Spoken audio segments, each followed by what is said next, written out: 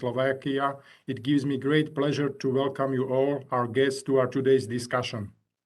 If you allow me, I would like to start with a quote from St. Augustine's Confessions.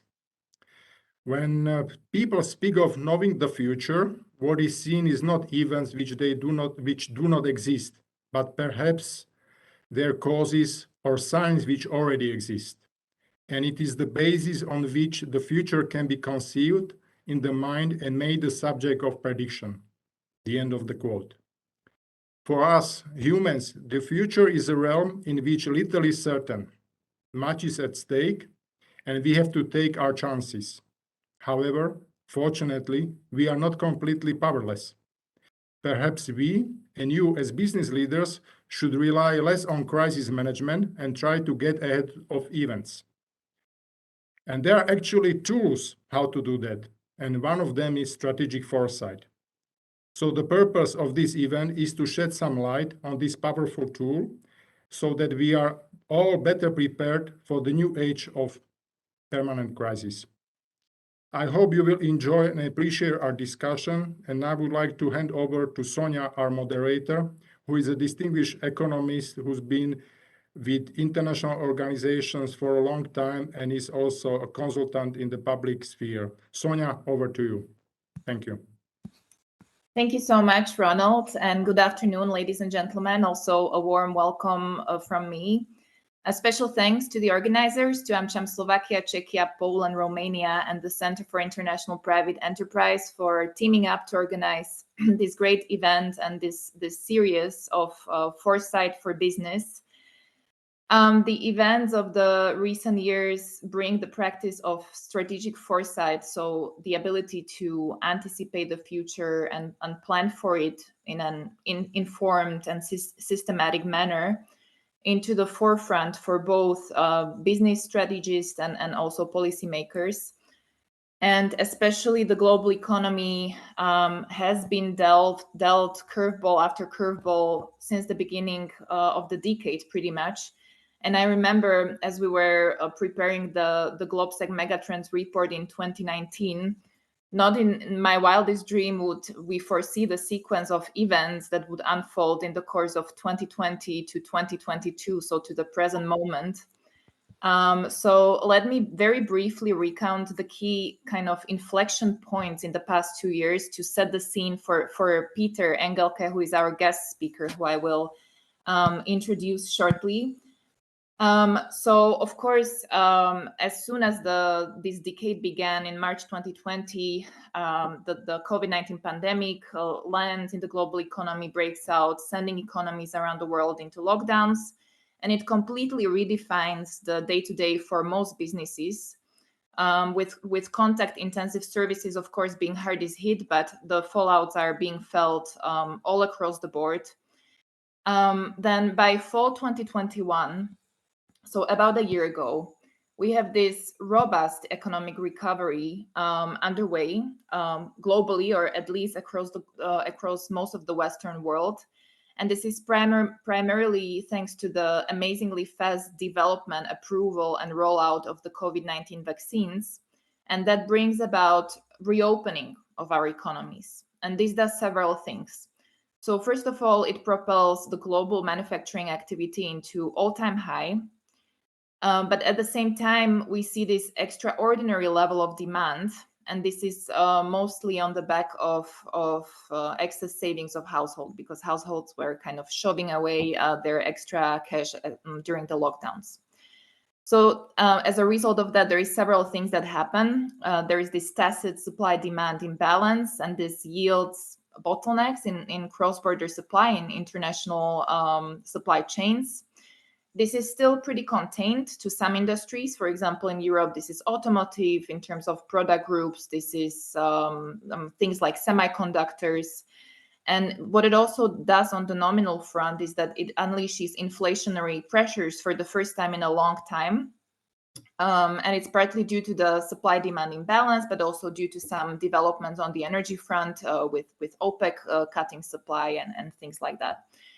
But all in all, I think a lot of the experts and the forecasting community and the analysts, they have labeled this as temporary. there was this overwhelming consensus that these effects would subside with time as global supply catches up with the post-pandemic kind of consumer euphoria, if you will.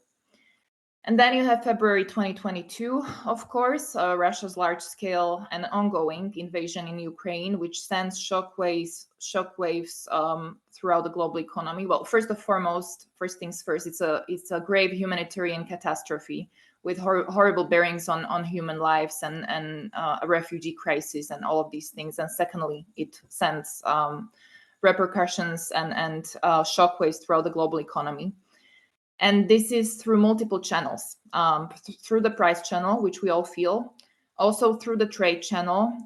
Supply chain bottlenecks are aggravated. The bottlenecks are much more deeper, but also broader. We feel it through the confidence channel, but also in financial markets with FX markets and the asset channel. And Europe is being at the forefront of these economic effects, and even more so the region of Central and Eastern Europe, and it does derail the robust recovery that was underway. Fast forward, we have 6 tranches of EU sanctions rolled out. I believe EU leaders are working on the 7th one. We have acute cost of living crises in many countries in Europe, double-digit inflation in many places in Europe. We see aggressive monetary policy tightening all over the world. And of course, we have a looming energy crunch that our guest speaker will discuss in detail today. And also looking forward, there is a recession expected for several European major markets with multiple downside risks already to the current bleak outlook. So I think what is relevant and important for the discussion that we have in front of us is that the war has kind of put to test this premise that economies have been operating with, that countries have little incentive to use vulnerabilities against each other that stem from trade links and from trade interdependencies. And we see today that the consequences of tail risks stemming from these deep economic ties materializing, coming into fruition, can be very, very damaging. So we as a community of analysts, business strategists, decision makers, leaders, policymakers, we need to rethink how we interpret and evaluate risk, what we are prone to underestimating, overestimating, what are our inherent biases, blind spots, to better foresee and plan for the future. So without much further ado, I will shortly pass the floor to our excellent guest speaker, which I would like to now introduce, Dr. Peter Engelke of the Atlantic Council, who now runs the Foresight Initiative at the Council in a role of a Deputy Director at the Scowcroft Strategy Initiative. He also is a non-resident senior fellow at the Atlantic Council Global Energy Center, so very well positioned to give us insight. Peter is an accomplished author, researcher, think tanker. He has worked at leading organizations at both sides of the Atlantic. And of course, he's an authority on the practice of foresight. So I'm thrilled for your presentation, Peter, and how the foresight lens can be used, including by the CEE business community to their benefit. Just a very quick note on the housekeeping, so we know what's in front of us. Also, technically, please keep your microphones on mute during the session. After Peter's presentation, we will open the floor to a moderated Q&A session. If you would like to intervene, please raise your hand. When you're called upon, please turn on your camera and unmute yourself, and please don't forget to introduce yourself. We want to know your organization and your role. And also, please keep your question and comment brief so we can cover as much ground as possible. There also is an option of submitting a question via the chat function to the moderator for those of you that are on your mobile devices, but we do prefer you raise your hand because we want to facilitate as lively and authentic of a discussion as possible. So, Peter, over to you. The floor is all yours. Great. Thank you so much, Sonia, and thank you to the organizers for inviting me. I'm delighted to be here, and thank you all to the attendees for attending. So I hope we can have a not only productive but maybe even an enlightening conversation today amongst ourselves. So let me go ahead and begin with, hopefully I can share my deck successfully here with you all. Hold on for a moment.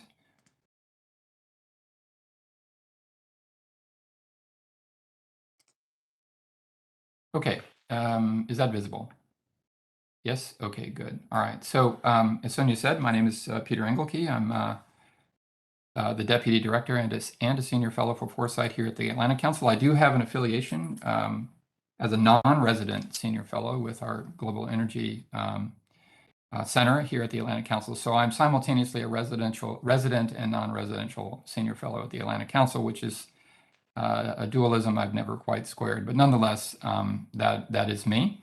What I wanted to do with the presentation today for you all is, first of all, to walk you through a bit on the logic, the background and logic of strategic foresight as a practice, as a body of practice, and hopefully convey upon you that that thinking about the future through this lens is a useful exercise, whether you're in business or in government. So that's really the first thing.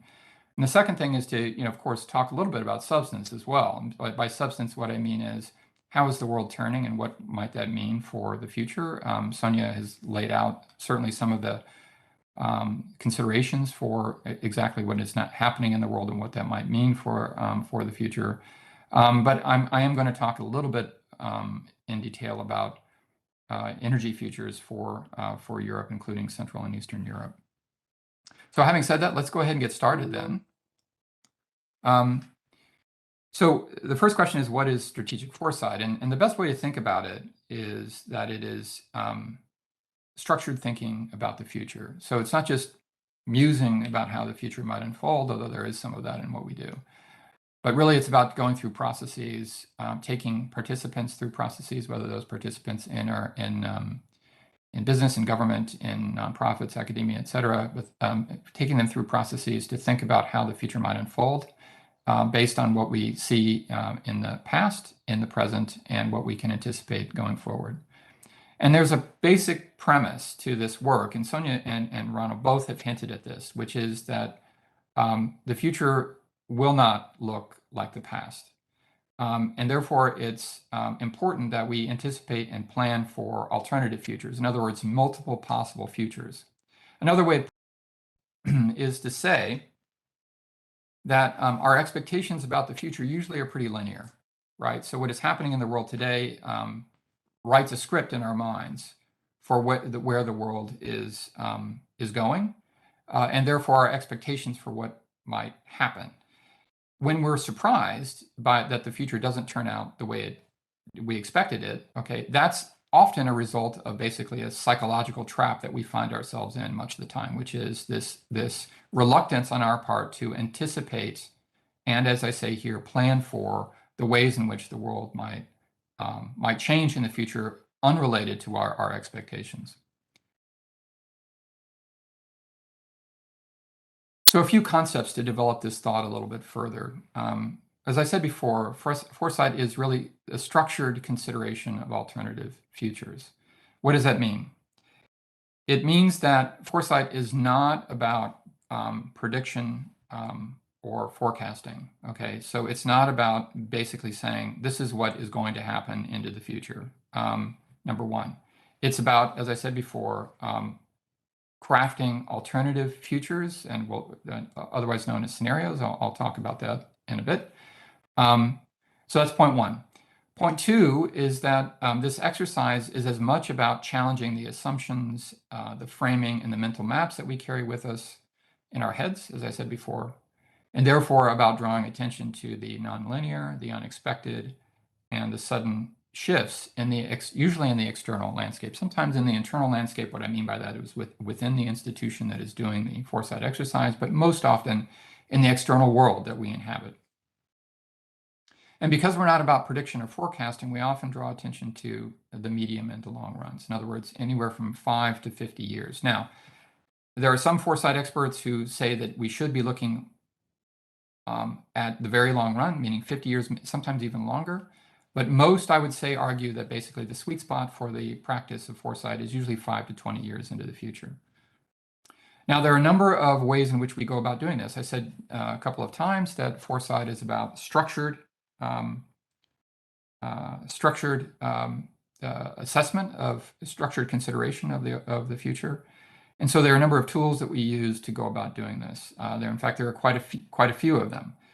I'm not going to go into very many of them today. I'll actually go through one or two, but suffice to say that there are almost more tools and methods than one can reasonably use. That's not the real point here. The real point is that all of those tools and methods, regardless, is aimed at the same goal, which is to bring a diverse set of stakeholders together to identify the so-called drivers or driving forces of change that exist in the world. Sonia's already mentioned a few of them. I'll talk about a number of others. Assess the significance of those driving forces, try to assess their directionality, try to assess how they interact with one another. And from that process, create plausible futures, sometimes called, again, scenarios, alternative scenarios. And then link those insights, and this last piece is key. This is not just an intellectual exercise, although I would argue that in itself is very valuable for an organization to go through, whether a government or a business to go through. But the final step, of course, is to link that learning or those insights to national or organizational strategies. So let's think about a couple of things that came out of that last set of observations. The first is that the image on the left is an illustration of what I've been saying about foresight not being about forecasting. Okay, so if you draw from empirical data and trend, which is very important to do, drawing from that and then forecasting that into the future, okay, carries with it a sizable risk. And the risk is, of course, that data will not be reliable into the future in terms of a linear projection, for example, because there are so many other forces at work. And so again, Sonia and Ronald both have pointed out some of these forces that are at work in the world that disrupt, for example, economic trajectories. They can be geopolitical, they can be energy, they can be a whole number of things. And therefore, what's likely to occur is that any number of possible futures are, in fact, operative over a certain time frame. So that's the chart on the left. It's trying to drive home the point that we've got actually a wide range of plausible futures. The chart on the right is an illustration of this basic idea.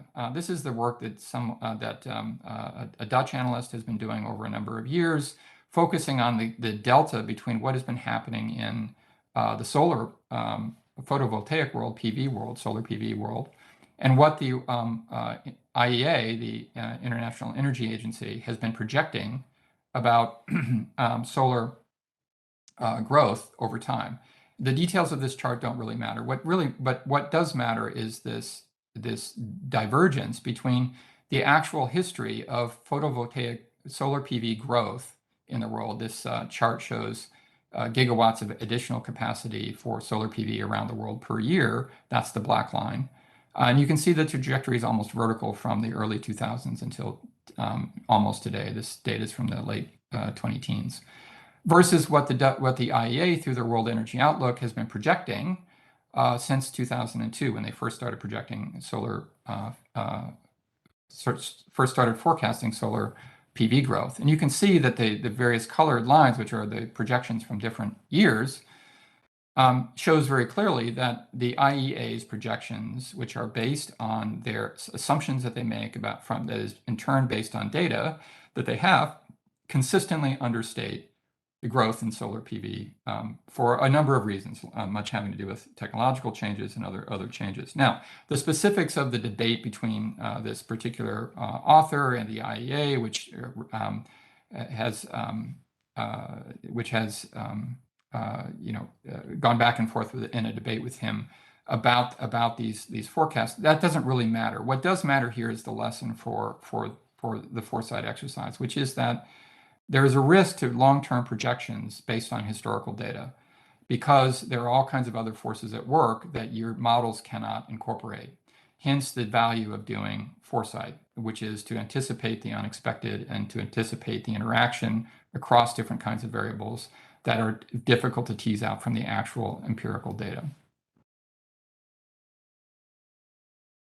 Before continuing, I just wanted to point out that the foresight practice is well developed. It's a professional practice that has been going on for at least 60 years and is a robust practice, admittedly smaller than perhaps other professional fields, but nonetheless is a robust practice in the world today. These are some reports from some of the leading organizations that do foresight in the world. Quite a few of them you can see from this chart are European, so we've got, or based in Europe, I should say. So the UK's Ministry of Defense, for example, it does good foresight work. The ESPAS, which is affiliated with the EU, has a robust foresight practice. So it does the OECD. NATO does some work in this space. But of course, there are other actors too, corporate actors. Shell is one of the leaders in the entire world. They've been doing this kind of work for more than 50 years. Their Shell scenarios, as they're called, are highly respected, and the people who were foundational for the creation of the Shell scenarios work in the early 1970s were foundational to actually creating the kinds of methods and tools that we still use today. But there are others too. The Singapores, the Sings do very good work in this space.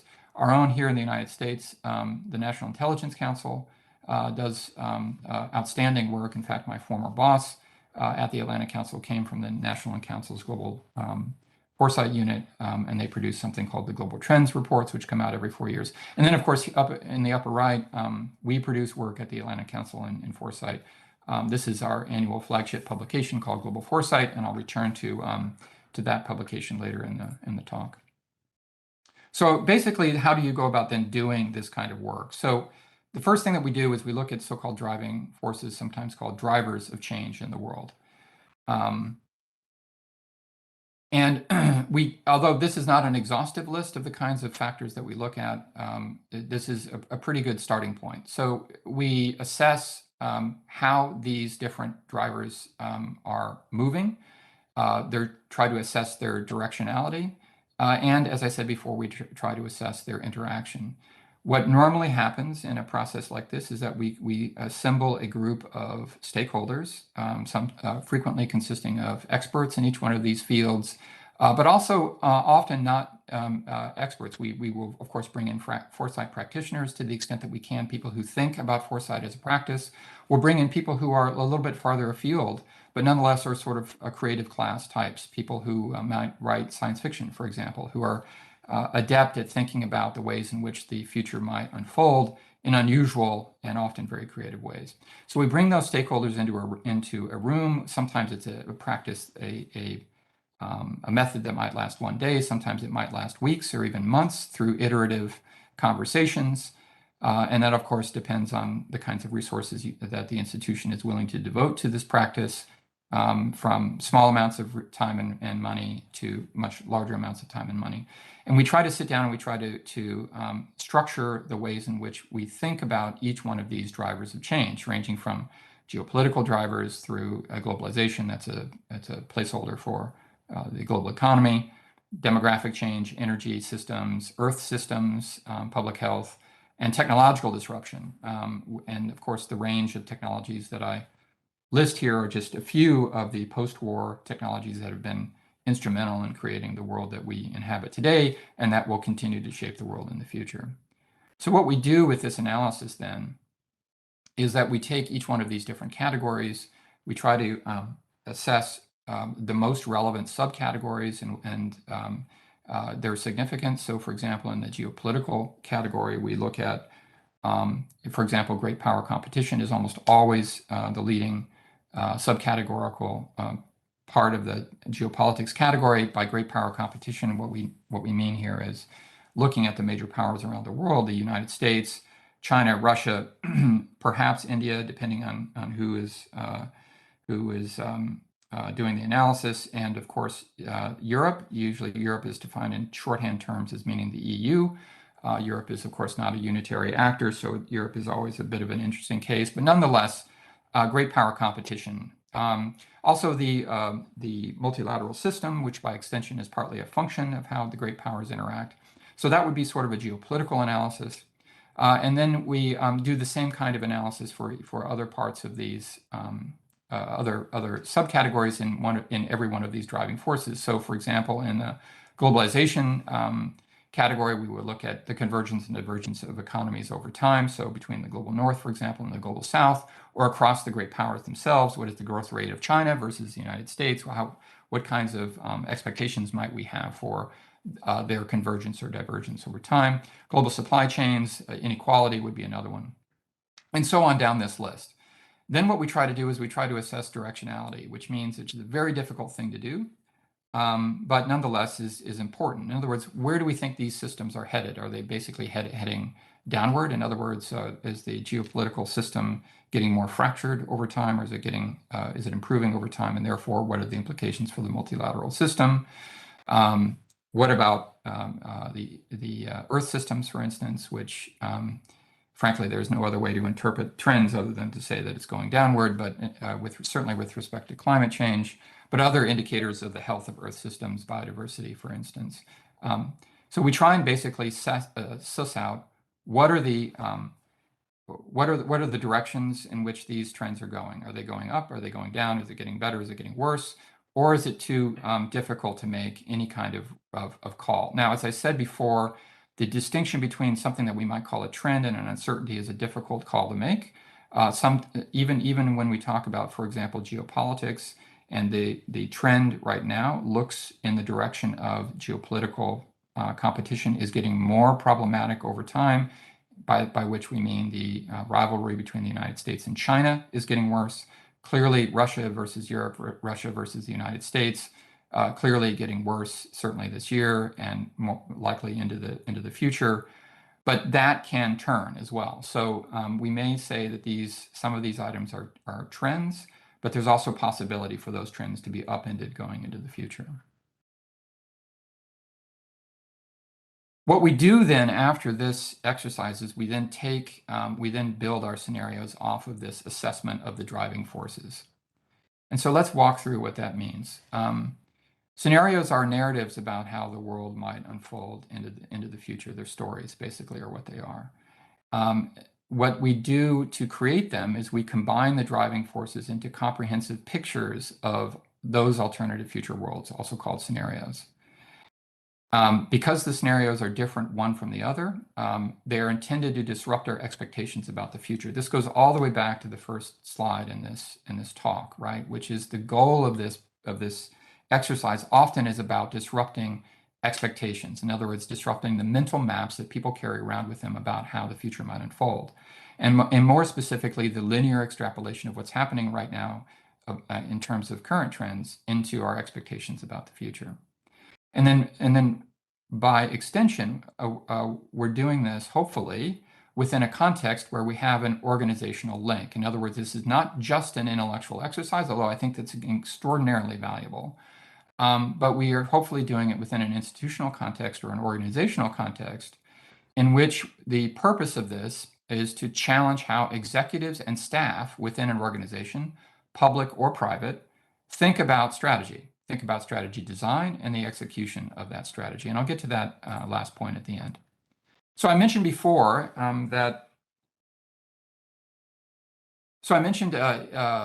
in an earlier slide that one of the things that the Atlantic Council does is produce an annual capstone document called Global Foresight. Last year's report, which was called Global Foresight 2022, projected some thinking into the future. So my colleagues engaged in this kind of assessment of foresight drivers. They went through a whole number of analyses related to geopolitics, to energy, to climate change, to social trends, and put all of that thinking into a blender, and then came up with 3 scenarios.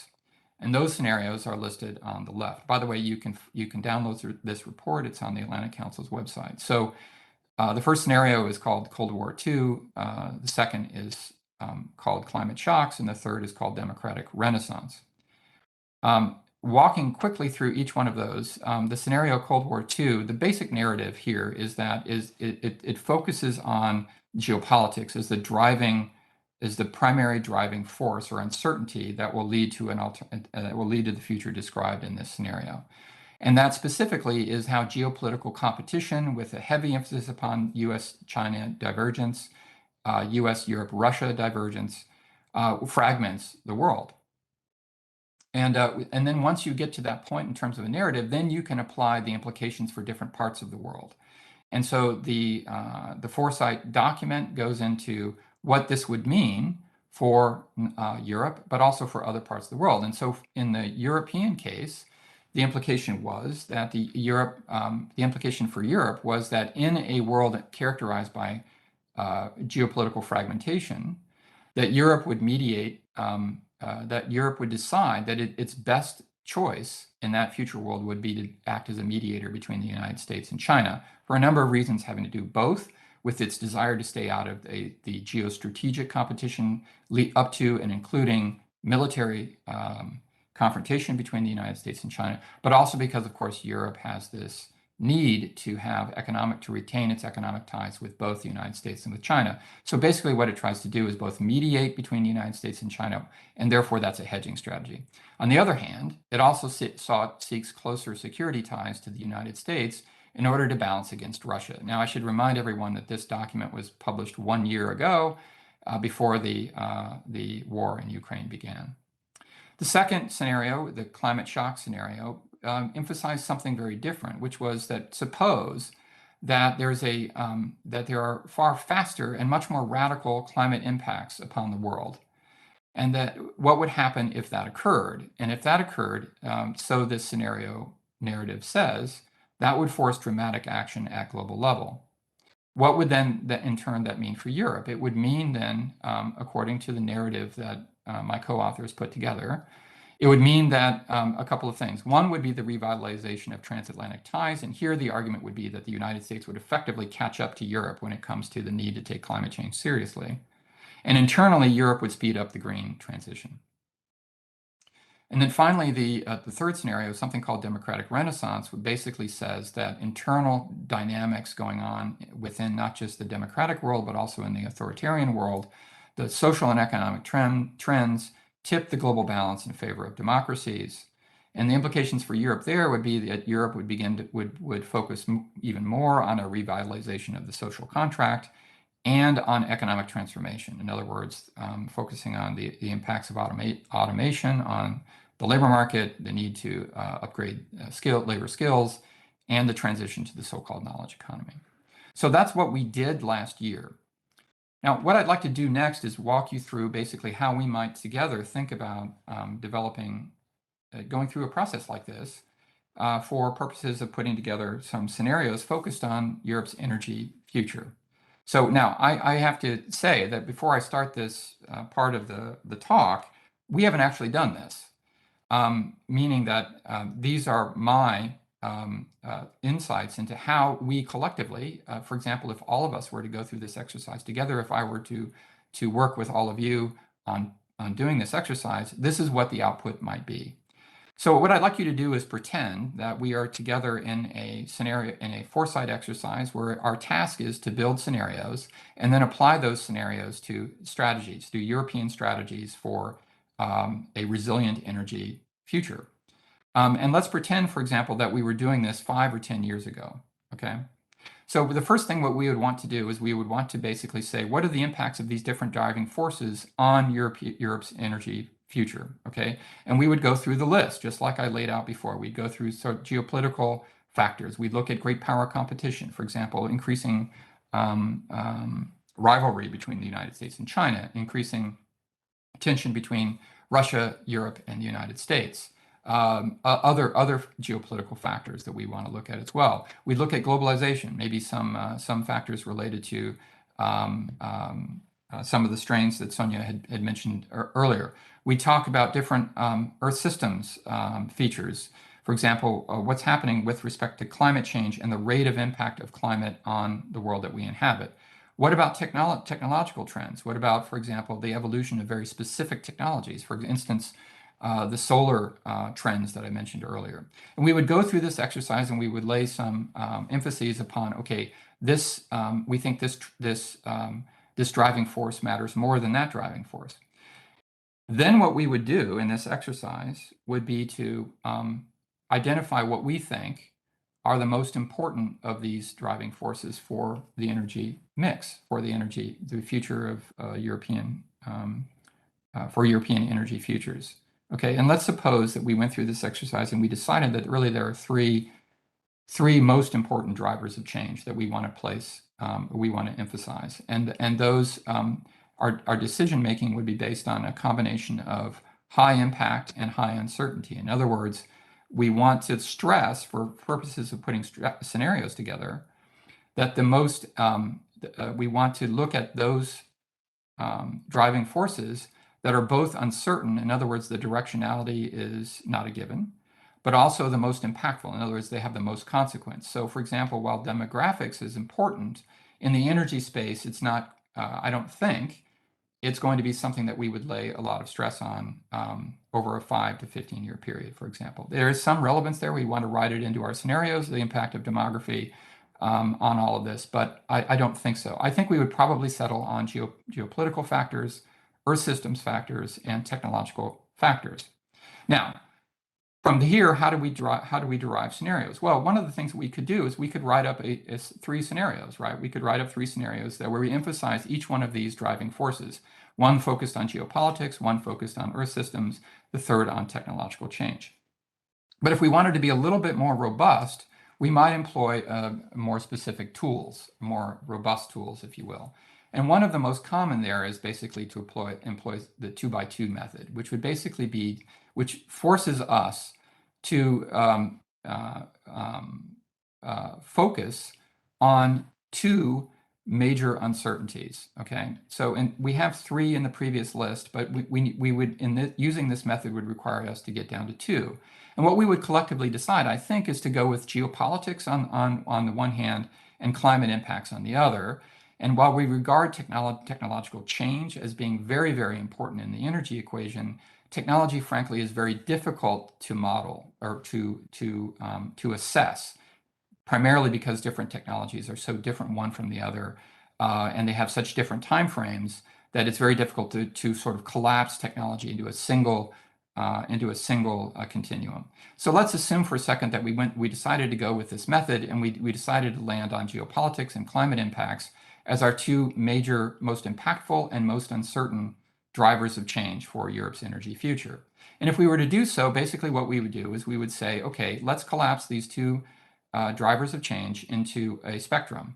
So on the x-axis, we have geopolitical cooperation, ranging from high, meaning the major powers, basically the major powers and the middle powers get along more or less, to low geopolitical cooperation, up to and including conflict among the major powers. So that's the x-axis. The y-axis would be climate impacts, which would be basically the rate of change in which the Earth is telling us we've got a problem.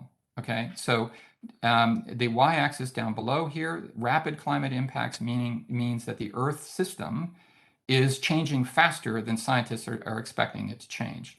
Slow climate impacts means that the rate of change, in other words, that the Earth is changing slower. The Earth is telling us it is changing slower than scientists are expecting. Okay, and from this you can derive four different quadrants. In other words, four scenarios. You can have high geopolitical cooperation and slow climate impacts. You can have low geopolitical cooperation and slow climate impacts. You can have low and rapid, and you can have high and rapid. Why is this relevant, I think, in terms of your thinking? Well, I think that for a long time, whether in Europe and maybe even in the States, our default way of thinking is this upper right quadrant. In other words, that we, for whatever set of reasons, we believed that we are in a world characterized by relatively high geopolitical cooperation. Okay, in other words, no overt conflict among the major powers, certainly nothing like the Russia-Ukraine war, for example, and the consequences that have come from the Russia-Ukraine war. But we like to think that we're in this world, high geopolitical cooperation and slow climate impacts. In other words, that climate change, yes, is a problem. We understand that. We need to move on it. But we're not dealing really with its severe impacts right now. And those are years, if not decades away. And I think that we basically have been in this default mode for a long time. Now, a number of people here in the States, also I know in Central and Eastern Europe, have been warning about this one. This is the one I called fear. Basically, we're fearing that this is the actual world that we're looking at, which is low geopolitical cooperation. In other words, very high tension among the major powers, but at the same time, still the slow climate impact. The reality is, I think, in 2022 at least, is this lower left. We're looking at low geopolitical cooperation. Again, Russia, Exhibit A, but also increasing tension between the United States and China, and even Europe and China, and rapid climate impacts. The summer of 2022 has shown for all of Europe, as the summer of 2021 did for some of Europe, that the Earth is changing faster than we expect, than scientists have forecast. I think that's safe to make that claim. And that has real impact on the energy systems, plural, that are existent in Europe, right? So it has had real impacts, for example, on the amount of water. You saw that in most, if not all, of the rivers in Central and Northern Europe, in terms of hydropower availability, for example, in Norway, and in other impacts. And that's the reality that we live in. So had we done this exercise a decade ago, we would have identified these as 4 plausible scenarios, and including a projection. One of our possibilities would be the reality that we're living in now. So let's assume that we did this exercise and we decided to create 4 scenarios. And I'm going to label these scenarios benign world. This is the happy world. This is the rising tensions world. This is the one where basically geopolitics is a real problem, but you still don't have necessarily climate signals telling you you've got a big climate problem on your hands. The third, the world that I said that I think we're in right now in 2022 is something I want to call the hard path. And that is basically the path where you're being squeezed both on geopolitical side as well as the climate side. And the call to action is where you have basically a high geopolitical cooperation and yet climate shocks. And therefore, you could have a call to global action that would resonate among different players in the world. So then what would we do then to take these scenarios and make them practicable for an institution's strategy, for whether you're a government, whether you're a business, okay? Well, one of the ways in which you can make these practicable is to try and assess how robust your current or existent strategy is vis-a-vis every one of the scenarios that we put together. So what I've done with this simple chart is to align here at the top each one of the worlds that I just described: the benign world, which is the happy world; the rising tension world, which is the geopolitical world, the world characterized by rising tension among great powers, but you still have slow climate impacts; the hard path world, the one where you've got both a problem on your hands and geopolitically, and you have a real problem on your hands with climate change, which is the world I'd argue we're in now; and then the call to action. And then what you would do is you would align your current strategy against each one of those and say, how robust is our strategy going forward against any one of these different futures that we might be encountering? And I think if we were to say that this is sort of Europe's strategy in a nutshell, which is rising reliance on Russian gas, low gas storage capacity, in other words, allowing gas storage to diminish in Europe over time, a heavy reliance on vulnerable pipeline infrastructure, which we've seen over the last 48 hours is a real thing. Reliance on stable amounts of fresh water to produce thermal power. So, for example, certain volumes and temperatures of river water that you need for nuclear power, for coal power, et cetera. We're talking about a relatively smooth transition to renewables. Yes, Europe is trying to push renewables, but a lot of countries are not pushing that very hard, and a relatively low emphasis on energy efficiency, despite the rhetoric. The amount of funding available for energy efficiency, it has been historically not enough to match the job. So I would argue that this is, if you will, a summary of what Europe, broadly speaking, strategy would be. And if we were to align that strategy against every one of the worlds that I just described, the alternative future worlds, really the only world in which it works well is the benign world, right? So, and it's not a very resilient strategy. It doesn't work well in a rising tension world, which is basically if you have a Russia-Ukraine war on your hands, and we're seeing the consequences of that now in Europe. And it very much doesn't work very well in a hard path world, right? Where you've got this awful combination of both, a Russia-Ukraine war, rising US-China tensions on the one hand, and of course, real impacts on Europe in terms of climate impacts, that are here now, especially again through the pathway of freshwater availability.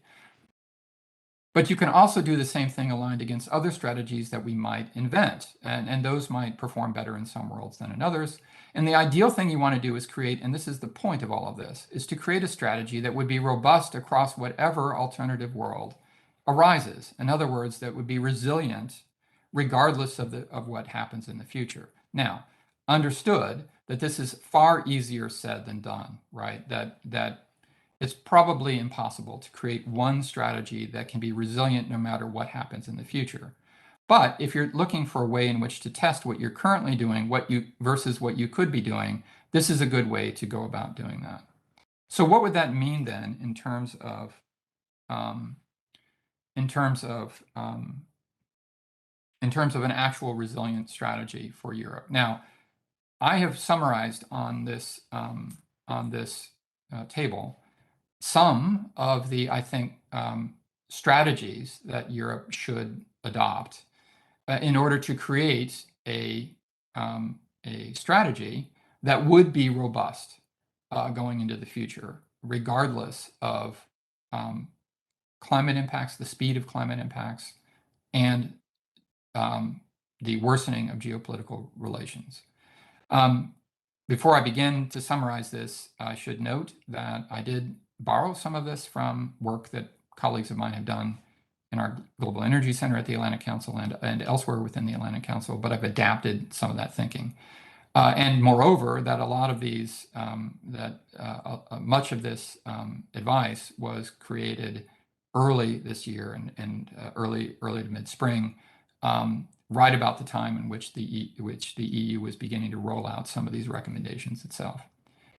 So I would say that if you really wanted to create a resilient European energy strategy, what you would want to do is do really these 3, 6, 7 things, which would be improve cross-European coordination when it comes to energy security planning, and certainly more robust than has been done historically with respect to, for example, gas storage, right? And with respect to demand management, energy demand management, with respect to infrastructure investment and planning, for example, pipelines, and of course for emergency and contingency planning should the worst occur, for example, shut off of Russian gas supplies. Second, you would want to double down on clean energy. This is sort of on everyone's minds now, and it's at the forefront of the EU's response to the current energy crisis, but it bears repeating. Despite the investment that has been happening in Europe, despite the leadership of European countries, many European countries and the EU globally in terms of decarbonization, the real question is, what is the rate at which Europe can decarbonize through investment in clean energy? And here, the Atlantic Council, as was echoed later by the European Union, the European Union has said that we must have a massive increase in renewable energy expansion through both investment and incentives. We need to expand transmission in order to combat renewable intermittency, expand grid capabilities, for example. We need to accelerate utility scale renewable energy storage programs, again, to combat the intermittency problem for renewables. And we need to accelerate the hydrogen economy. All those things the Global Energy Center here at the Atlantic Council have been working on for quite some time. Third, we need alternatives to Russia. This is on everyone's mind. I don't need to tell you why this is important, but certainly diversify your sources of gas, but whether it's through pipelines or LNG shipments from all these different places around the world, Black Sea, MENA, Eastern Med, et cetera, whether it's from North America, the United States, correspondingly build out the infrastructure within Europe, for example, Spain to France, gas transmission lines, or LNG infrastructure, and then of course reclaim storage capacity from Gazprom, or simply reinvigorate that capacity as that has been let to slide. With respect to nuclear, I am ambivalent when it comes to nuclear power. I personally have some reservations about sort of next generation nuclear for a number of reasons, but that's just my opinion. I think that a consensus here is that some European countries should reconsider the early abandonment of existing plants, for example, in Germany and Belgium, and that we certainly ought to, at the very least, explore next generation nuclear plants, for example, so-called small modular nuclear plants. When it comes to coal, which I know is a hot button issue, I think, in parts of Central and Eastern Europe, I think a resilient energy strategy would be to continue the retreat from coal, despite the short-term costs. And there are a couple of reasons for this. The most obvious is that this is a carbon loading problem. By increasing, for example, coal to get through this crisis involving gas, you're, of course, contributing to one of the two big problems that I identified that created our scenarios, which is climate change. But even more important than that, we're beginning to see the risks of any strategy that relies upon thermal power production through the freshwater risk that I laid out earlier. The fact is, for most coal power plants, you do need reliable sources of cool, fresh water. Certainly for nuclear power, you do. And there is a real risk if you have ongoing hot summers in Europe that you may not have that available to you. And then finally, I wanted to point out there is a real diplomatic risk here.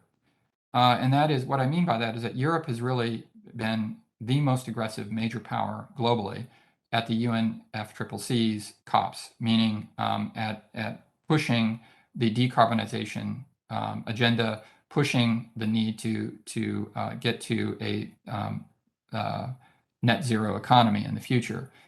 Increasing the use of coal in Europe undermines that messaging in global forums, for example, vis-a-vis India or China, which have consistently pushed back against retreat from coal. So that would be, I think, a third and important and underappreciated risk when it comes to the question involving coal.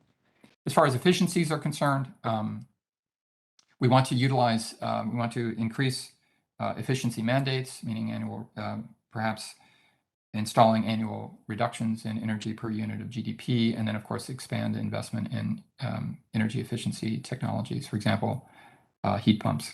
And then finally, I think this is something that, Sonia, I know that you've written about it at length and is near to your heart, and it's also something that I've written about in other contexts, which is the linkage between this kind of strategy and the emerging knowledge economy. So I think that there are important ties between a energy strategy that looks like the one I've laid out here and the emergence of a knowledge economy. And that's based on the premise, which I think is true, that those economies that develop and scale and adopt next generation technologies, whether it's about energy supply technologies, for example, renewable, or whether it's demand side technologies or both, are going to be the economies that lead in the 21st century. I mean, I think the Chinese see it this way, for example. And I've been warning colleagues in Washington that the Chinese do see it this way, and that the United States needs to make sure that it too is a leader in developing a green economy that is also a knowledge economy.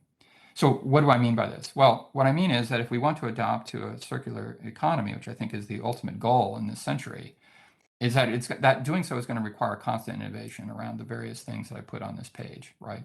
So in terms of sources of energy, transmission of energy, use of energy, but also whole kinds of other uses involving natural resources. Second, energy efficiency metrics will induce the faster adoption of technologies that are energy efficient technologies, and I think that's a good thing for the knowledge economy.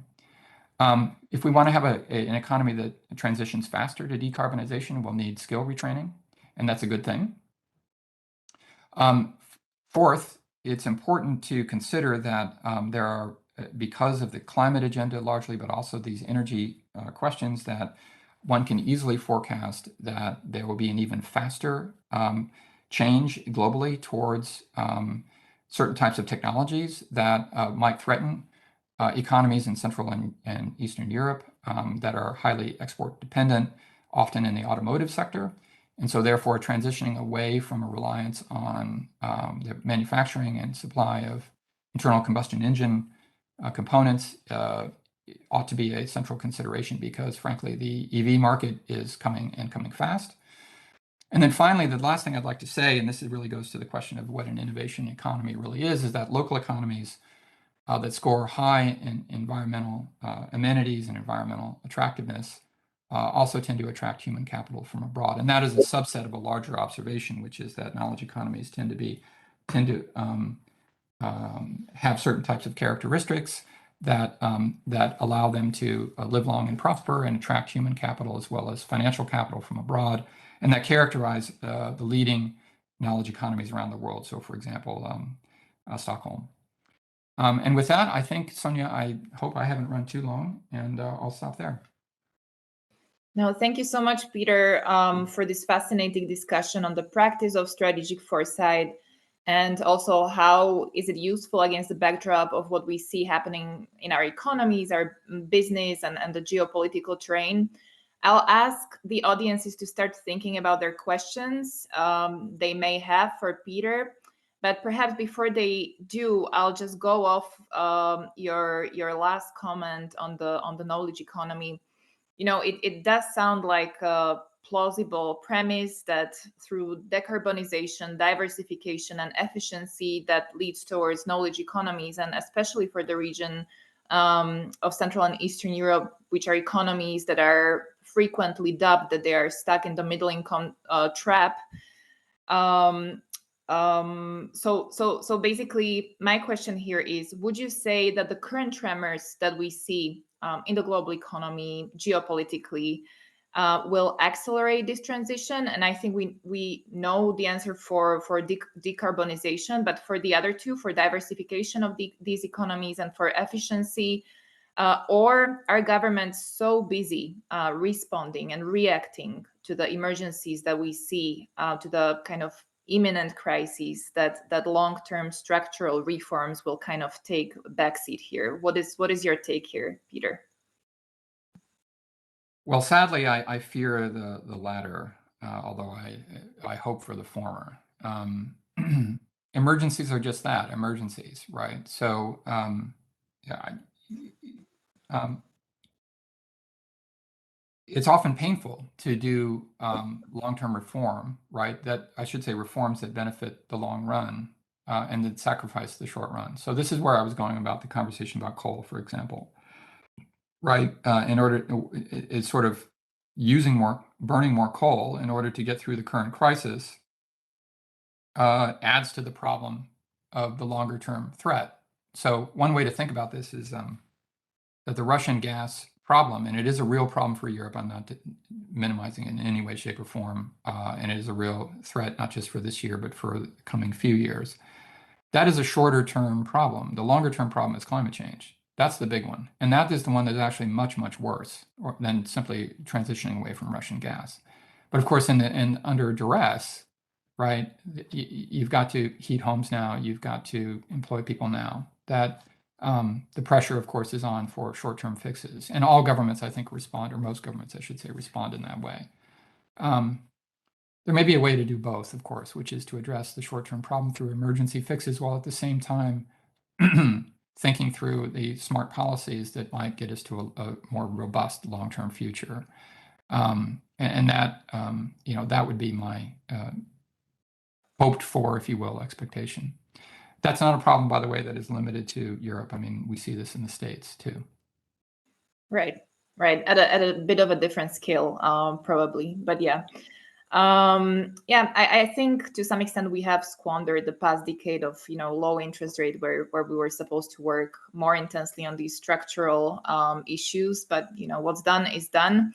I think the energy crisis is something that is on everybody's mind, and our business leaders here at the webinar will be asking questions about that. So before we get to that, actually, I have a question for you regarding the pandemic and the nexus with foresight, and how does the foresight lenses, the practice of foresight, frame events such as the pandemic? Is this considered the quintessential, this very famous in the media, the black swan event, or is this something that is sort of historically being repeated and whose odds we have simply neglected and dismissed? That's why we were so struck by it and surprised, and we just weren't prepared. Okay, let me answer that in a couple of different ways. First of all, my doctorate's in history, and now I write about the future. There's some irony there. My previous boss, who just left the Atlantic Council, as I mentioned before, he was one of the primary authors of the National Intelligence Council's here in the States Global Trends report.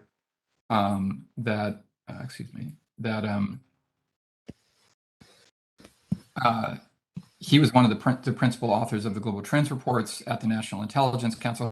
His doctorate is also in history. Okay, so is this an accident that two historians are writing about the future or not? And I think the answer is no. And that is that one of the things that sort of being a historian teaches you is that these kinds of disconnects and disruptions are common in human history, and therefore we can expect, given the long history of pandemics in the world, that another one is coming, and therefore, in the foresight field, the National Intelligence Council and other foresight practitioners long have been projecting that there will be a global pandemic. The exact disease and the exact year, of course, is the big unknown.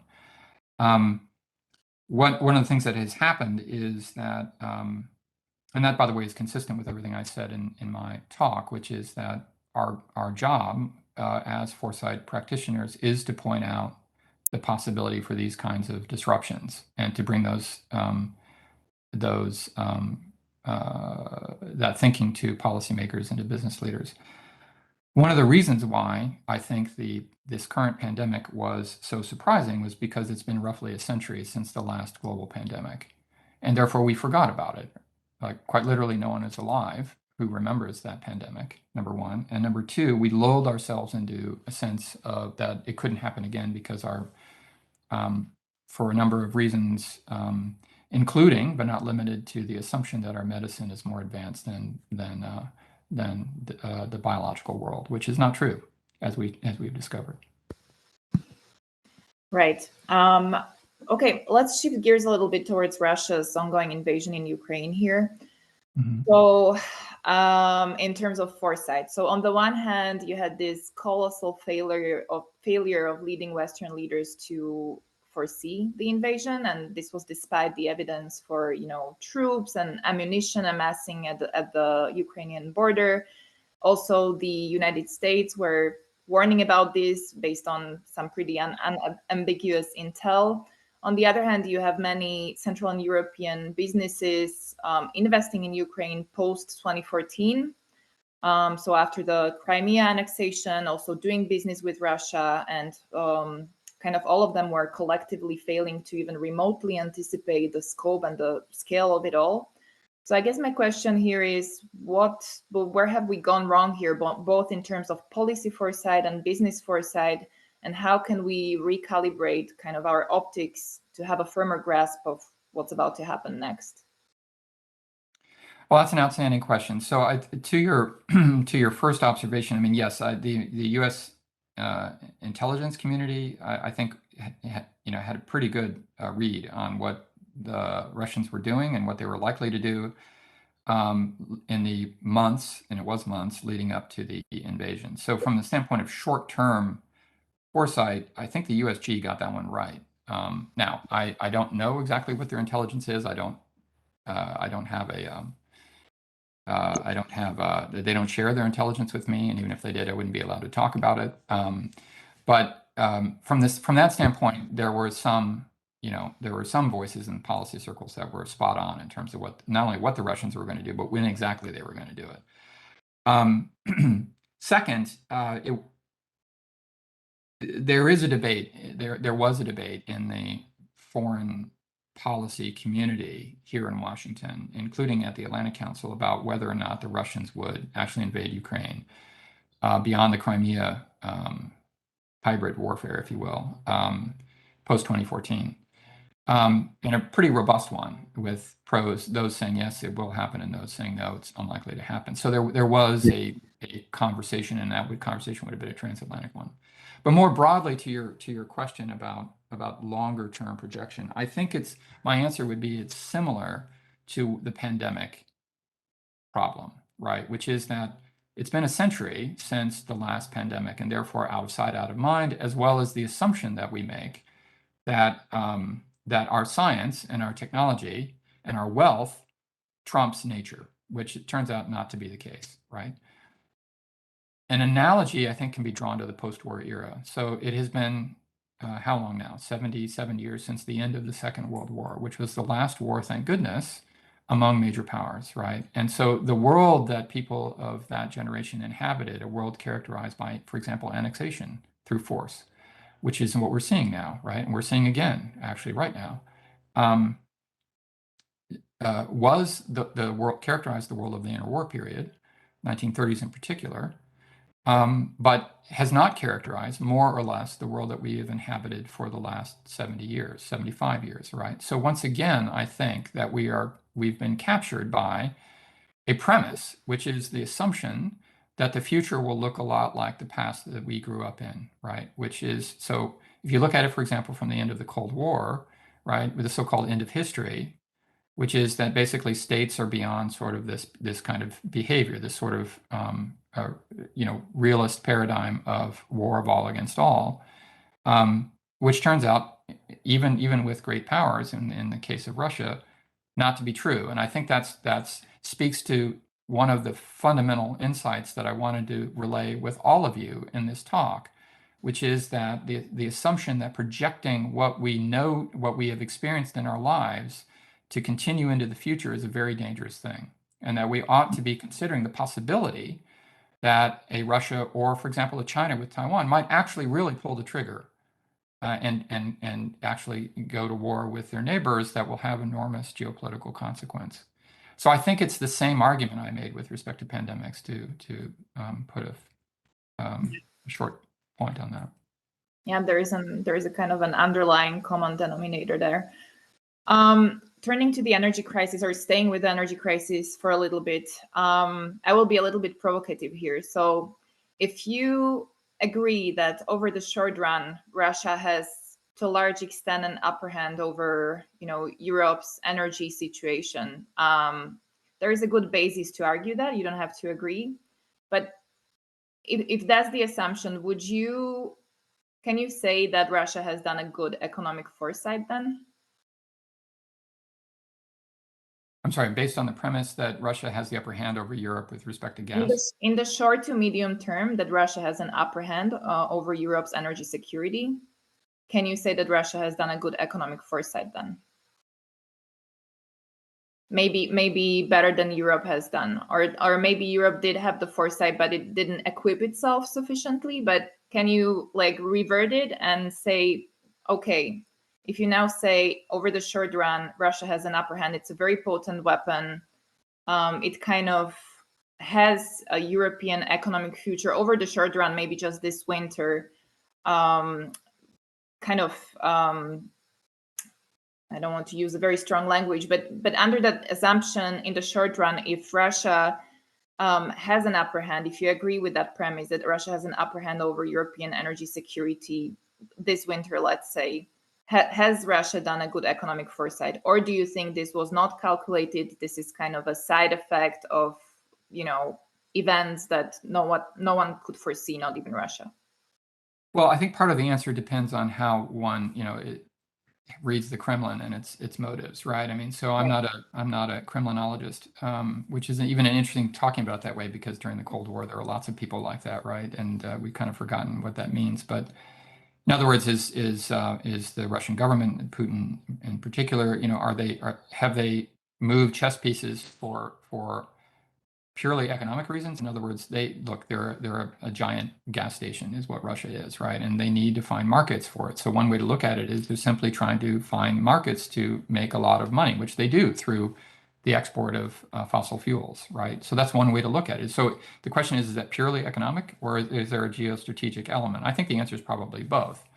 If one were to divine the chess moves that Putin has made over the last decade, if not longer. Geostrategically, the idea that energy can be used as a weapon to, coerce or to induce other behavior is not unusual in human history at all. Think about OPEC in the 1970s, but I think is probably probably has been part of of Putin's calculus for quite some time. So from that narrow standpoint, I mean, in 2022, those chess pieces were moved successfully, looking at it from the standpoint of Russia vis-a-vis Europe. Perhaps they aspired to have it be more successful, in other words, to both break European will when it comes to support for Ukraine, which has not yet happened, but maybe that was the expectation. But I think your question, though, really has to do with whether or not this is a good idea for Russia in terms of how they look at their own economic future. And I think Russia actually has painted itself into a corner, and it will be very difficult to extricate from it. One is that they have an over-reliance on fossil fuel exports, okay? Regardless of the war in Ukraine, regardless of the circumstances of gas exports to Europe. Russia is not doing a very good job, and certainly with the sanctions regime and sort of Russia turning itself into a pariah state, basically, through the invasion of Ukraine, it's going to be even harder to do what I'm about to describe. They also should have been spending these billions of dollars, just like other petrostates, on transitioning to a knowledge economy, frankly. And the Russians have done a very poor job of doing that. And it's going to get, it's actually, they've torpedoed their chances of doing that, frankly, through the invasion of Ukraine, because they've essentially destroyed their ability to work with the West in building a knowledge economy and selling the products that arise from a knowledge economy. They're in the same trap that all other petrostates are, which is that you've got a window in which oil and gas will be viable given climate change. That window is X number of years or decades long, and it's going to come to an end at some point in this century. It takes a long time to build a knowledge economy. The short run is continue to rely on oil and gas exports for revenues, and that is very difficult to overcome in terms of transitioning, investing for the longer run, as we discussed earlier with respect to Europe. So I think the answer to your question is no, in the sense that they may be moving chess pieces for geostrategic purposes, but for their own economic future, I think that that Russia is not done a very good job of recognizing where the global economy is going this century, and what they need to do to make sure that they've got a viable economy in the middle and late 21st century. Right.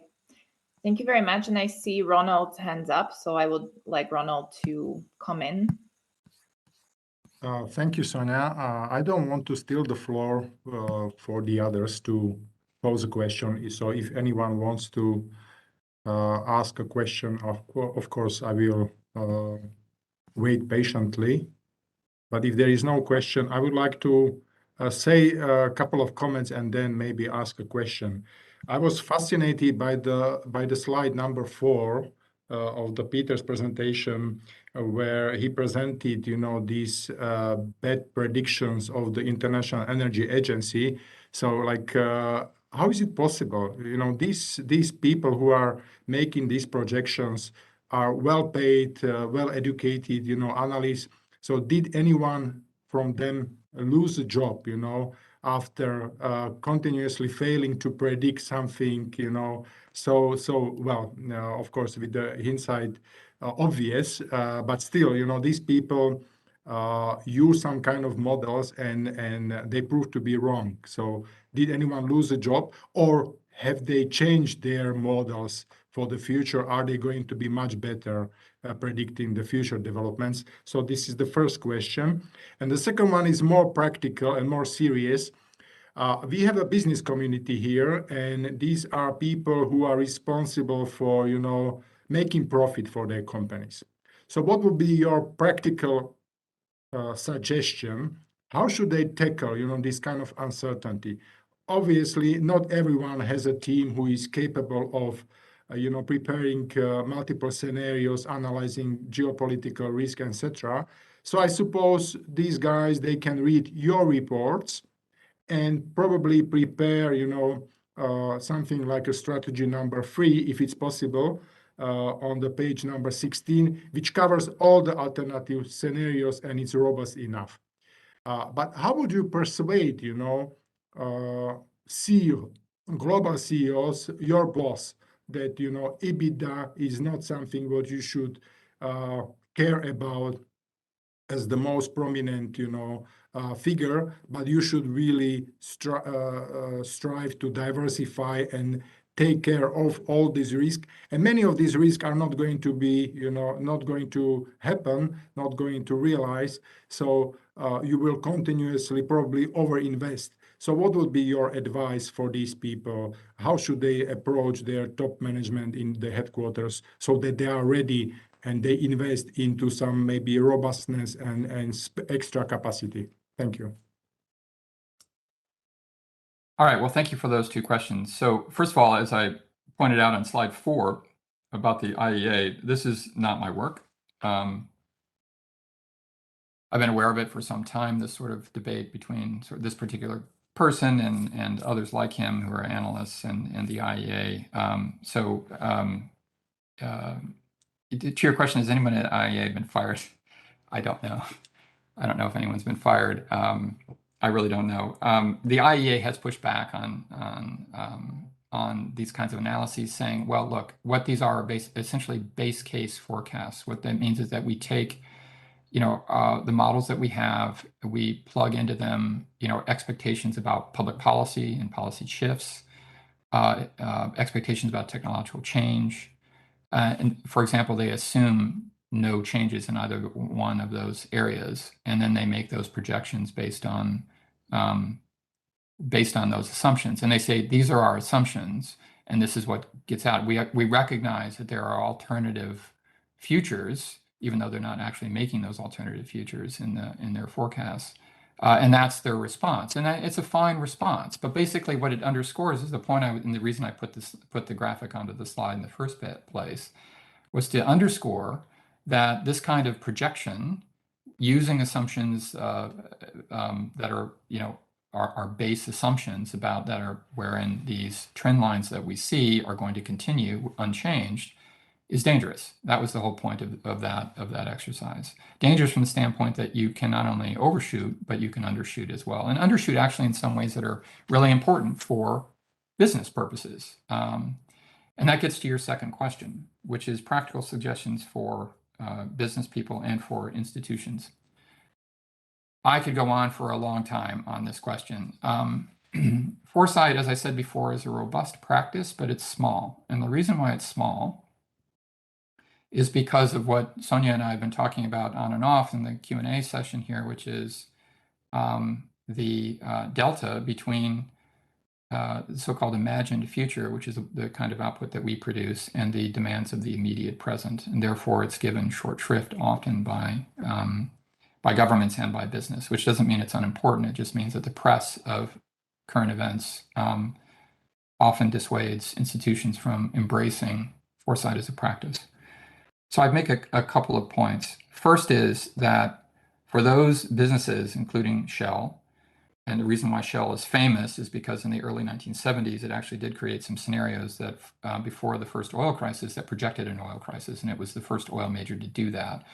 And Shell actually was better positioned to withstand the 1973 oil crisis than other oil majors were. It's one of the reasons why Shell became an even bigger company, was precisely because they had this foresight capacity that wherein the executives were bought into the work that the foresight team was doing internally at Shell. But there are other business cases that can be pointed out.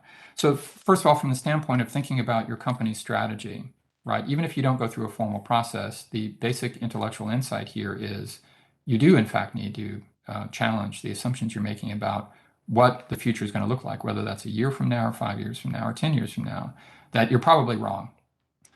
You're probably wrong, that your expectations, you need to be challenging what your strategy is, because there are going to be all kinds of external factors that are going to press upon you. And that gets to the second point I'd like to make, which is that even if you don't have the capacity internally to build a foresight practice or to engage foresight practitioners like myself, for example, and go through an exercise like this or exercises, it's still worth, as an individual analyst, as an individual executive, to consume the kind of products that we make. And I think, Ronald, that you had mentioned this in your question to me.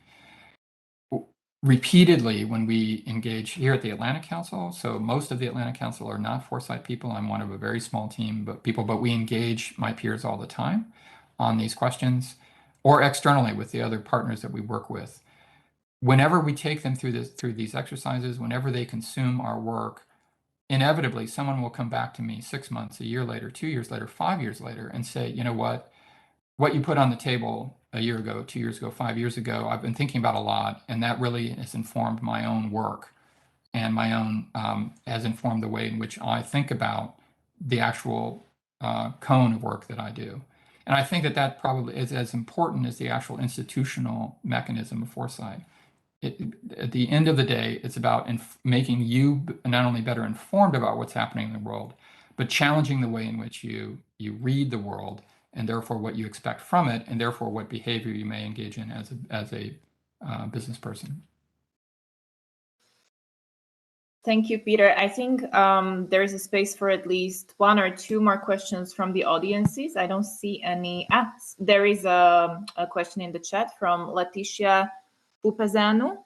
Sorry if that wasn't perfect, the pronunciation.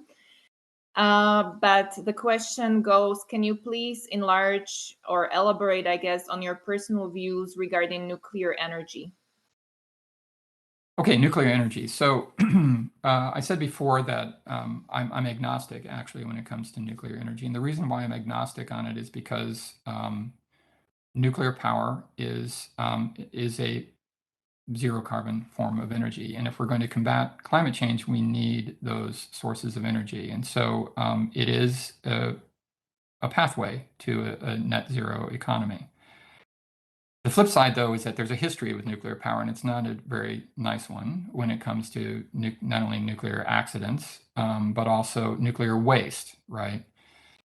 So the question is, how much risk are we willing to take on when it comes to those two topics? And B, will new forms of nuclear technology, and again, I'm not a nuclear scientist, so I'm speaking as an observer, will those mitigate those forms of risk? So small modular reactors, for example, allegedly, and I say allegedly because I'm not a specialist in this space, are much, much safer from the standpoint of accidents, right? And also supposedly, I say supposedly, assist with the waste problem. I say supposedly because you can find analyses on both sides of this equation that there will be less, not only less amount of nuclear waste, but also less, if you will, toxic forms of nuclear waste. And conversely, analyses that say, no, that's not true, you might actually make the nuclear waste problem worse going forward. So all I can say is that's kind of the dilemma that we sit on, and that's why I'm agnostic about it. I just don't know enough to be able to say intelligently, we should go in this direction. Personally, I think that the future is going to be driven by a combination of renewables, which are rapidly scaling. I put the solar PV chart on just to reinforce the point that the technology curve for renewables is really extraordinary, and we're getting to the point where renewables are cheaper than almost everything else. And in the future, if you want to talk about technology chain, I'm actually quite optimistic about nuclear fusion. Fusion is one of these technologies that's always a decade away, so these are sort of famous last words on my part. But from the folks I know who work in the fusion world, they're optimistic that we could have commercially viable fusion within the next couple of decades. So, and if that happens, that actually is a real game changer when it comes to the energy mix. Okay, thank you, Peter. I think we have time for one final question. So I think it's fair to say that the downside risks to the global economy, to the global outlook, are plentiful. They're stemming from various sources. We have talked about this today, whether it's the future trajectory of the war, escalation, kind of war with no end scenario, geopolitical risks, Taiwan, China dynamics, worsening of the China-US ties that are already very tense. We have, extreme weather events unfolding. And we have also increased risk of political instability in Europe, the rise of far-right politics, the possibility of social unrest with the cost of living. So there is a whole host of issues that could go wrong. So my question is, what are the leading events, in your view, that we think we understand and we know enough about, but your practice tells you that they could turn out completely differently. That should be on the business leaders' radar, and CE business folks should pay attention here too. It's kind of a little bit of a crystal ball activity here, but if you could take a wild guess from all of the risks on the horizon that we think we understand, and we kind of think they could go marginally left or right, but we kind of understand them, we know what's going to happen, but you see a high risk that we actually do not understand them, and something completely different could happen, just like it has with Russia and Ukraine and with the pandemic before. Yeah, that's a really tough question. Let me caveat my answer by saying ahead of time that I don't have a crystal ball. And one of the things that we try to reinforce in our work is that nobody does. And it's actually dangerous to try and be that, right? Because not only is every one of these phenomena, these driving forces that I mentioned, difficult to forecast, with possible exception of things like demography, which is relatively straightforward, relatively. Right. But the interaction across them makes them exceedingly complex. So think about technology and any subject you can name. Okay, that interaction is really complicated. But there's one thing that I haven't mentioned, and I think this is the way I'm going to answer your question, is that, so let me make a narrow answer to your question and a broad answer to your question. The narrow answer is that I think if I were to pick sort of any areas where we don't really know, not just the direction, but maybe the rate of change, would be Earth systems. There it's difficult to forecast. There it's very difficult to forecast a healing of the Earth in the short run. By healing, what I mean is working away from the trajectory that basically we're destroying the planet, which is more or less true. And I'm not just talking about climate, I'm talking about biodiversity, I'm talking about oceans, I mean, all of the above. Really, the question there, I think the big one there is the rate of change. And that's what worries scientists, is that the speed with which we will begin to see real impacts, and unpleasant ones, I think is a real concern of mine. Tech is a category that is always about disruption. Tech is something where it's a combination of what gets invented where and when, and then how rapidly is that thing scaled, and then what are the second and third order impacts of technological change. So for example, quantum computing. There may or may not exist a functional quantum computer right now. A lot of that is, of course, state secret. But when quantum computers exist for real, and that will be a game changer. But the problem there is we don't know when, we don't know who, which is important. And we don't even know what the consequences of that are going to be. Even the people who build quantum computers can't tell you what the consequences will be. And then finally, on the geopolitical side, the question is always about agency. And this is the final point I want to make. And this is the thing that I have not mentioned. This is the broad answer to your question about human agency. It's important not to be fatalists. Okay, we do, as a matter of fact, possess agency. And therefore, when it comes to global politics, i.e. geopolitics, and to the ways in which we direct the global economy, the ways in which we build and manage and regulate technology, energy systems, all of the above, there is space for choices that we make in the present, and that will shape the future. And that's absolutely essential. I don't want anyone to come from this conversation by saying I'm being a fatalist. I believe that this X and Y and Z will occur. No. We actually have choices that we can make now, and then I'm hoping that going through foresight exercise can help enlighten what those choices are, so that we can build a more robust strategy to get us to a future that we want to live in. Peter, thank you so much. On this note, I'd like to conclude today's session on strategic foresight with you. It's been such a pleasure. Thank you for talking about not just foresight practice, but how it can be applied to understand the world better. I hope it has been useful to our business community as well. Thank you again to the organizers, AmCham Slovakia, Czechia, Poland, and Romania, as well as the Center for International Private Enterprise for putting this together.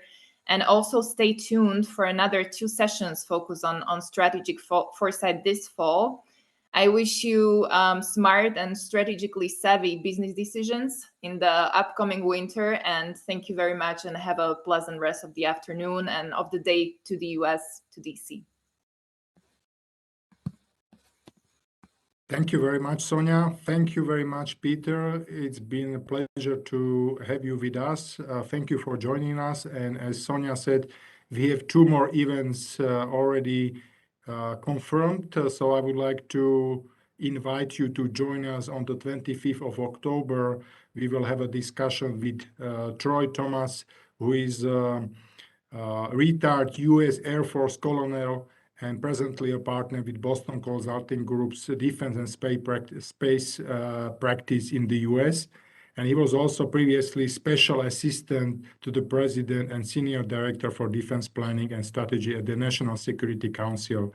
So I think it's going to be very interesting. And also the next debate, which is scheduled for November 16 with Ambassador Doug Lute, and who is currently chair of the defense practice at Barber, Griffith, and Rogers, and formerly, and also a member of the board of directors of SIPE. So I think it is, going to be very interesting, not less interesting than this one. Please follow our communication, and you will soon learn about these 2 upcoming events. Thank you for joining us, and have a good afternoon. Thank you. Thank you. Bye-bye. Thank you. Thank you Bye. very much. Bye.